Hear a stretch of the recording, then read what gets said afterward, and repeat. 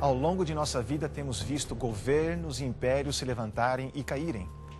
Hitler, por exemplo, gabou-se de estar construindo um império que deveria durar pelo menos 1000 anos e que o povo germânico dominaria o mundo. Foi uma tremenda petulância de um ditador que não conhecia limites e que aterrorizou o mundo com a sua política de genocídio contra os judeus e outras raças. Suas pretensões duraram menos de 20 anos e, contra todas as evidências, as pretensões de Hitler tiveram um limite. Seu império, que parecia que tinha vindo para durar, acabou em desgraça e vergonha. Ele próprio tirando a vida num suicídio vergonhoso para não se dar ao luxo de cair nas mãos dos seus inimigos. Os governos têm limites. Nós, seres humanos, estamos habituados a ver limites e a impor limites. Faz parte da nossa natureza. E se calhar, é porque nós somos mortais e também limitados em nossas capacidades. Será que Deus também tem limites?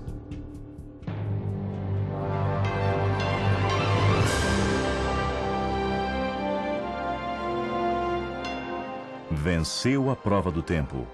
O livro de Deus, a Bíblia, ainda relevante neste mundo complexo. E está escrito, partilhando mensagens de esperança ao redor do mundo.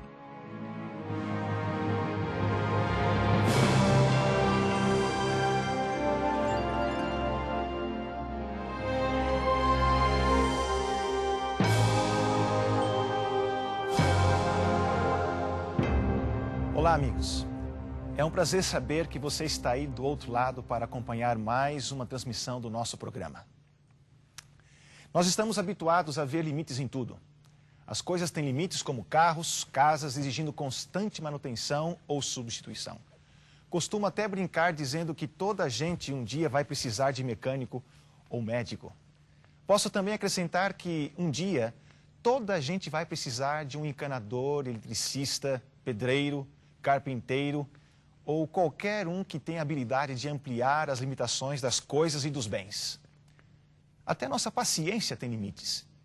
Vê-se isso na falta de amor, consideração das pessoas nas filas, no trânsito, nas greves, nas intrigas domésticas e conflitos familiares que enchem as prisões de assassinos que tiraram a vida de seus familiares, filhos, esposas e maridos. Será que Deus também tem um limite quanto a nós? Até que ponto Deus está disposto a investir em nós antes de nós sermos entregues à nossa própria sorte? Até que ponto Deus está disposto a insistir conosco? Quero convidá-los a lerem comigo o texto para a mensagem de hoje que está no livro de Oséias, capítulo 11, versos 1 a 7. Vamos encontrar o livro de Oséias. Lá diz assim: quando Israel era menino, eu o amei, e do Egito chamei o meu filho. Quanto mais eu os chamava, tanto mais se iam da minha presença. Sacrificavam a Baalins e queimavam incenso às imagens de escultura. Todavia eu ensinei a andar Efraim. Tomei-o nos meus braços, mas não percebiam que eu os curava. Atraí-os com cordas humanas, com laços de amor, e fui para eles como quem alivia o jugo de sobre as suas queixadas, e me inclinei para dar-lhes de comer. Não voltarão para a terra do Egito, mas o assírio será o seu rei, porque recusam converter-se. Cairá a espada sobre suas cidades e consumirá as suas aldeias. As consumirá por causa dos seus caprichos, porque o meu povo é inclinado a desviar-se de mim. Ainda que me chamam o Altíssimo, nenhum absolutamente me quer enaltecer. Este é o clamor desesperado de um pai que fez tudo para ajudar seu filho. Mas, evidentemente, o filho não tem muito interesse em ser ajudado. Este é o grito desesperado de um pai que se sente impotente diante da indiferença do filho. Quanto mais eu os chamava, ele diz, tanto mais se iam da minha presença. A consequência de recusar o amor de Deus e de não levá-lo a sério é viver uma vida sem esperança e depois a destruição. Talvez aí haja um limite para a paciência de Deus. Na Bíblia encontramos algumas referências de que nós é que colocamos limites ao amor ou à paciência de Deus. Vejamos isto em Gálatas, capítulo 6, verso 7. Gálatas, capítulo 6, verso 7. Não vos enganeis, de Deus não se zomba, porque tudo que o homem semear, isso também ceifará. Eis alguns homens e mulheres que desdenharam do amor de Deus e provavelmente conheceram o limite de Deus. Alguns anos depois de dar uma entrevista a uma revista americana, John Lennon disse: o cristianismo vai se acabar, vai se encolher e desaparecer. Eu não preciso discutir isso ou discutir sobre isto. Eu estou certo, Jesus era legal, mas suas disciplinas são muito simples. Hoje nós somos mais populares que Jesus Cristo. Alguns anos mais tarde, depois de Lennon ter dito que os Beatles eram mais famosos que Jesus Cristo, recebeu 5 tiros de seu próprio fã e morreu, relativamente jovem, no auge da fama. Fama que não lhe serviu de nada. Na ocasião de uma campanha presidencial, Tancredo Neves disse que se tivesse 500 votos do seu partido, o PDS, nem Deus o tiraria da presidência da República. Os votos ele conseguiu, mas o trono lhe foi tirado um dia antes de tomar posse. Tancredo Neves tinha prestígio, fama e apoio de quase a totalidade dos brasileiros, mas não resistiu a uma coincidente doença que lhe tirou a vida um dia antes de sua posse como presidente da República do Brasil. Em um show do Canecão, Rio de Janeiro, Cazuza deu um trago em um cigarro de maconha, soltou uma fumaça para cima e disse: Deus, essa é para você. Nem precisa falar em qual situação morreu esse homem. Devido a uma vida sem limites ou restrições, Cazuza contraiu o vírus do HIV e morreu jovem, em um estado deplorável. Este grupo de roqueiros brasileiros tinha o costume de debochar e fazer piada de tudo em suas músicas, e nem Deus escapava de suas letras mordazes. Eles alcançaram um sucesso estrondoso e, em muito pouco tempo, vendendo uma imagem do seu ridículo. Seu primeiro CD vendeu mais de 1.500.000 cópias. Em 1996, a notícia chocou o Brasil. Os músicos voltavam de um show quando o avião em que estavam chocou-se contra a Serra da Cantareira, em São Paulo, matando todos os integrantes do grupo. Certa ocasião, Marilyn Monroe foi visitada por Billy Graham durante a apresentação de um show. Ele, um pregador do Evangelho, na época havia sido mandado pelo Espírito Santo àquele lugar para pregar a Marilyn.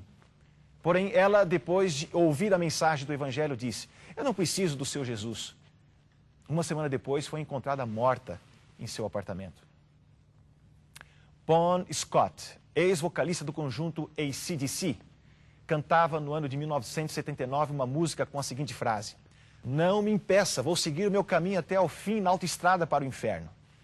No dia 19 de fevereiro de 1980, Bon Scott foi encontrado morto, asfixiado pelo próprio vômito.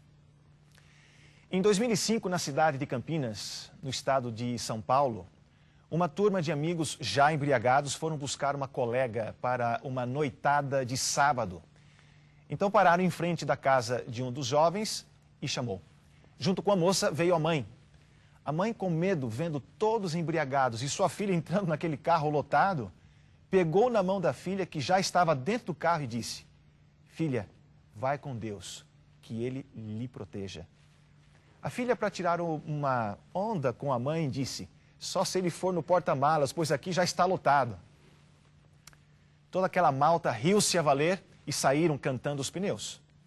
Algumas horas depois, veio a notícia para os familiares daqueles jovens. Eles haviam sofrido terrível acidente, morrendo todos. O carro ficou irreconhecível, mas o porta-malas ficou intacto.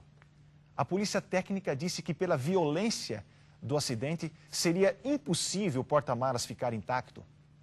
Quando o policial abriu o porta-malas, lá estava uma bandeja com 18 ovos, sem nenhum arranhão e todos nos seus lugares corretos da bandeja. Muitos outros homens importantes também se esqueceram que a nenhum outro nome foi dada tanta autoridade como a que há no nome de Jesus. Jesus Cristo disse que se te envergonhares de mim, eu me envergonharei de ti perante meu Pai. Vejamos, por exemplo, Mateus capítulo 16, verso 26.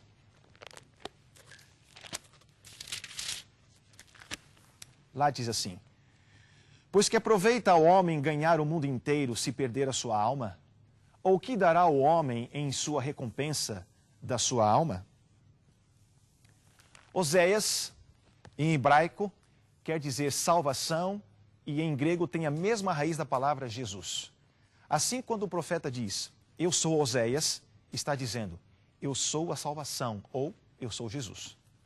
A mensagem do livro de Oséias mostra que Jesus acredita no ser humano e está disposto a estender os limites do amor à fronteira além da imaginação. A história do profeta é misteriosa, incompreensível. Alguns estudiosos da Bíblia acham que o livro não é literal e se trata de uma alegoria, porque pensam que Deus nunca poderia pedir a um profeta que tomasse semelhante atitude na vida para exemplificar o tipo de amor e paciência que Deus tem conosco. O que foi que Deus pediu a Oséias? Vamos revisar a história. O profeta tinha aproximadamente 30 anos de idade quando Deus lhe ordena casar-se com uma prostituta. No capítulo 1 de Oséias, no verso 2, diz que o profeta deveria tomar uma mulher de prostituições e casar-se com ela. Em outras palavras, traz a mulher para a igreja, casa com ela vestida de branco, dá-lhe o teu nome e declara publicamente que ama essa mulher com uma história negra e um passado vergonhoso. O que Jesus está querendo dizer aqui é que ele não teve vergonha de deixar seu reino celeste, descer a este mundo prostituído, colocar-nos o vestido branco da sua justiça, levar-nos à sua igreja e declarar diante do universo que nos ama. Ele não tem vergonha de dar-nos o seu nome, apesar de talvez um dia descermos às profundezas da miséria, do pecado e da rebelião. Quero que você imagine comigo quando Oséias chegou em casa para anunciar a seus pais que ele ia se casar. Que pai não fica feliz, não é? Quando um filho de 30 anos anuncia o seu casamento. Essa é uma grande notícia. Então imagine o profeta dando a notícia para os pais. Imagino que eles ficaram felizes, seguramente que perguntaram, e com quem que você vai se casar? Quem é a escolhida? É a filha de outro profeta? Não, não é, disse Oséias. Então deve ser a filha do irmão fulano, porque aquela menina nasceu na igreja, cresceu na igreja, toca piano, cozinha bem, está se formando em enfermagem, é uma grande garota. E Oséias, envergonhado, dizia, não, também não é essa. Mas então quem é, filho? Fala. E Oséias levanta os olhos e diz, pai, a minha noiva é uma garota que trabalha no prostíbulo que vende o seu corpo lá. Imagina a surpresa da família. Os pais olhando para Oséias. Filho, você ficou louco? Como pode? Vocês sabiam que quando Jesus anunciou aos anjos e ao universo que viria a este mundo para se fazer homem e alcançar o ser humano, os anjos que pensaram que Jesus estava tomando uma má decisão.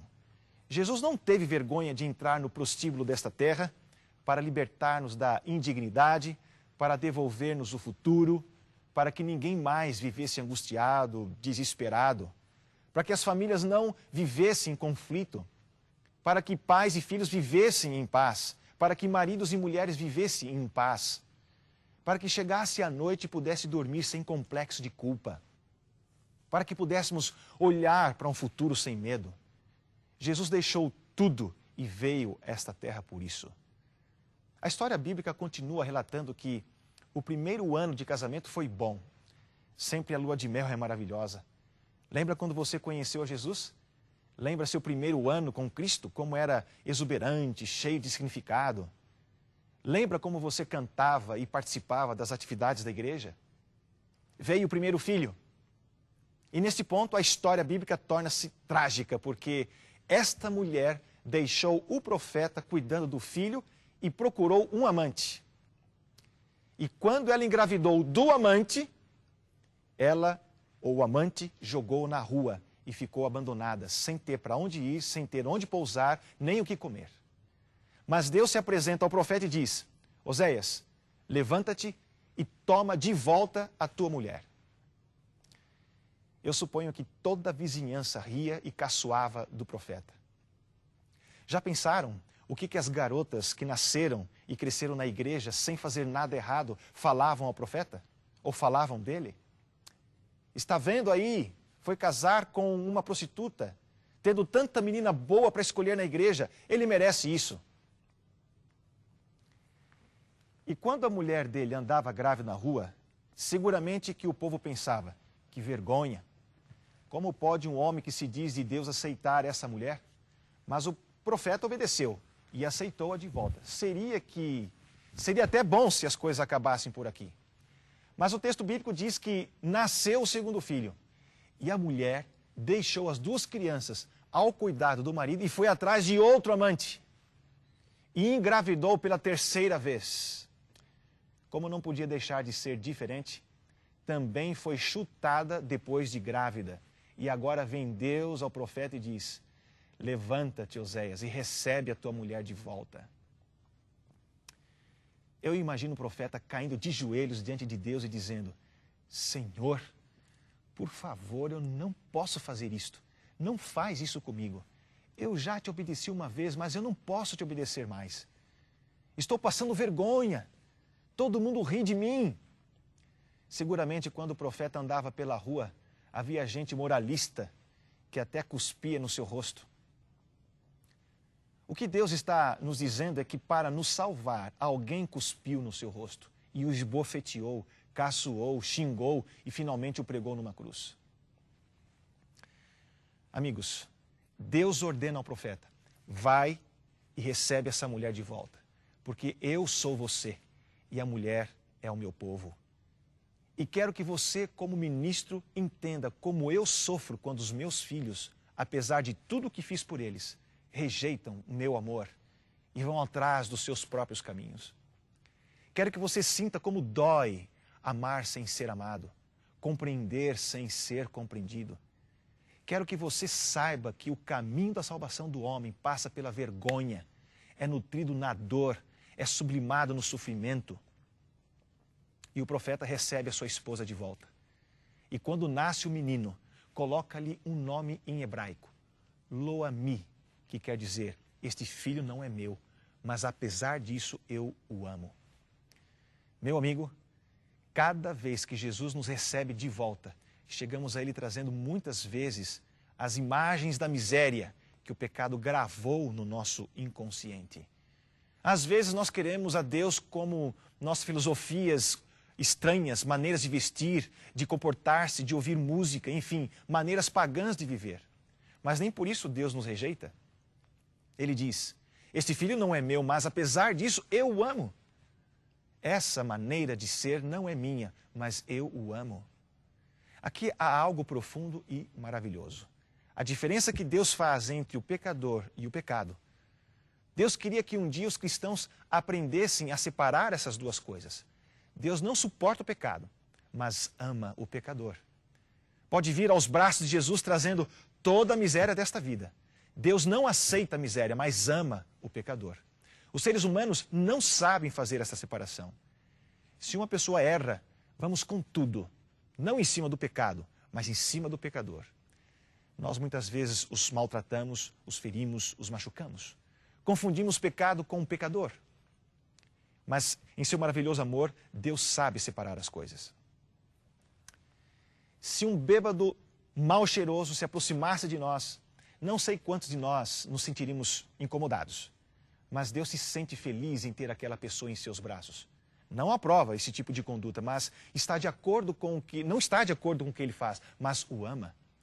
E é isto que precisamos entender e aprender.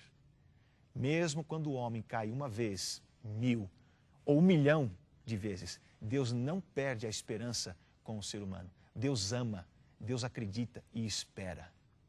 É justamente por isso que, se você está vivendo um drama amarrado a sentimentos, a pensamentos, a hábitos, vícios, que não consegue vencer, quero que compreenda uma coisa. O Senhor Jesus deixou tudo para vir a este mundo de pecado porque ama você. Ele não está de acordo com o que você faz, mas o ama. Seu amor não conhece limites, a não ser aqueles que nós mesmos impomos. O filho pródigo chegou ao pai trazendo as suas roupas manchadas de esterco de porco, cabelos sujos, grandes, unhas negras e sujas. Foi ao pai desse jeito. E o texto bíblico diz que o pai o abraçou e o beijou. É isso que me dá esperança. É isso que me dá certeza da salvação. Posso ir a Jesus como estou e Ele me recebe e me transforma. Na experiência de Oséias, era como se Deus estivesse a dizer: este filho não é meu, mas eu o amo. Esta vida que você está vivendo não é minha, eu a detesto, mas eu o amo. Não é maravilhoso? A história de Oséias narra que depois do nascimento do terceiro filho, a mulher parte outra vez à procura dos amantes. Só que desta vez cai nas mãos de um homem perverso que a coloca para trabalhar de novo no prostíbulo. Antes ela trabalhava para ela, mas agora o dinheiro que ela ganha é para o amante. Ela é feita escrava sexual. Está muito pior. Sabe o que é que a Bíblia está a dizer? Que quando você conhece a Jesus e por algum motivo se afasta dele, você volta a ser 7 vezes pior do que era. Sua única garantia está em Cristo. Não se afaste dele nunca. Não importa o que os homens façam, a despeito das dificuldades do caminho, nunca solte o braço poderoso de Jesus. Ele é a sua única garantia. Agora, Deus se apresenta ao profeta e diz: levanta-te e resgata a tua mulher. Só que para resgatá-la não basta entrar lá no prostíbulo e tirá-la de lá, porque agora ela trabalha para outro, se entregou voluntariamente a outro. Oséias tem que comprá-la, mas não tem dinheiro. Ele então trabalha, difícil, duro, e suas mãos sangram, e o suor cai e se cansa, mas finalmente ele consegue o dinheiro. Um dia, as mãos do meu Senhor Jesus sangraram por mim. No Getsêmani, um dia o Senhor Jesus suou sangue por você. Perto do poço de Jacó, um dia o Rei do Universo, que não se cansa nem se fatiga, assentou-se cansado da viagem. Tudo isso para salvar você. Bom, agora com o dinheiro na mão, o profeta vai e paga o amante, liberta a mulher e leva para casa e lhe devolve o nome. O profeta não se importa que todo mundo ria dele. Não se importa que quase todo mundo ache que ele é um bobo, um doido, um idiota. Ele ama essa mulher. Esse é o clamor do livro de Oséias. Eu amo-te. Mesmo que o universo todo ache que eu estou louco, eu amo-te. Acredito em você. Mesmo que todos digam que não adianta acreditar, eu continuo esperando. Por isso sangrei as mãos e paguei o preço de seu pecado e o resgatei. Será que essa história tem um final feliz? Ou será que termina como as outras que contei no início? Agora veja o final dessa história. Quando a mulher chega em casa e vê as mãos feridas do marido, pergunta: por que as suas mãos estão feridas? Então o profeta diz: tive que trabalhar, tive que fazer sangrar as minhas mãos para pagar o preço da sua liberdade. E a mulher, que vez após vez o traiu, que vez após vez o deixou, entende a monstruosidade da sua conduta e perversidade do seu coração e cai de joelhos e diz: eu não sabia que você me amava tanto. Eu nunca mais o deixarei. Ficaria a vida toda ao seu lado. Seria uma serva por amor. Seria uma escrava por amor. E se você vai ao último capítulo de Oséias, no verso 8, você vai encontrar a seguinte declaração: ó Efraim, que tenho eu com os ídolos? Não quero mais saber nada deles. Finalmente o amor maravilhoso de Jesus conquistou o coração do seu filho. A expressão do pai no texto inicial é: eu ensinei a andar meu filho. Lembro-me quando minha filha, Carol, começou a andar. Ela tinha 1 ano mais ou menos. Eu estendia os braços e dizia: vem filha, vem. E ela então com suas perninhas bambas ria, deu 2, 3 passinhos e caiu. O que é que um pai faz quando um filho cai? Será que corre e bate nele? Não.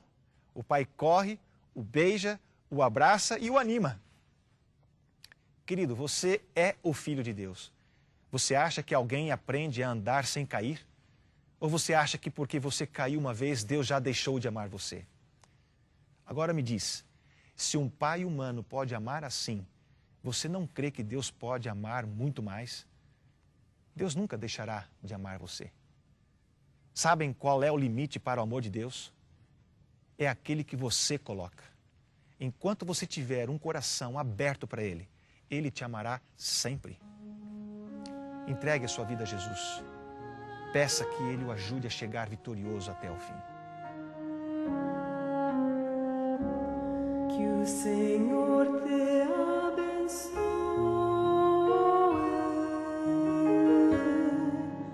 e te guarde. Que o Senhor faça resplandecer seu rosto sobre ti e de ti tenha misericórdia. Que o Senhor levante sobre ti seu rosto e te dê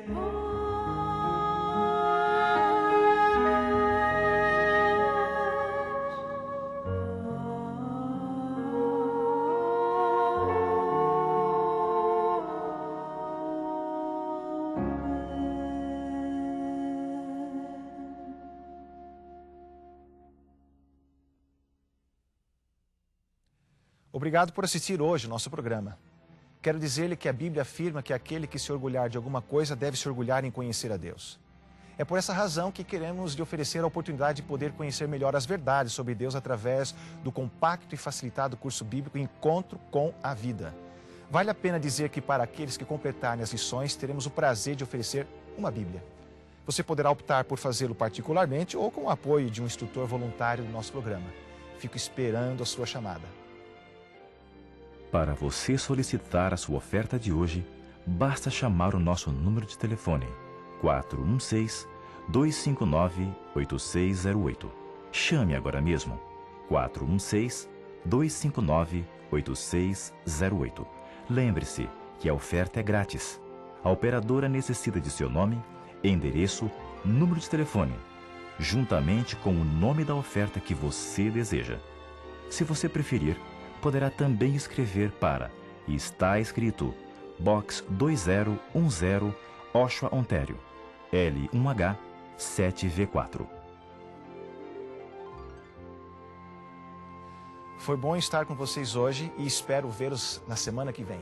E não se esqueça, está escrito, nem só de pão viverá o homem, mas de toda palavra que sai da boca de Deus.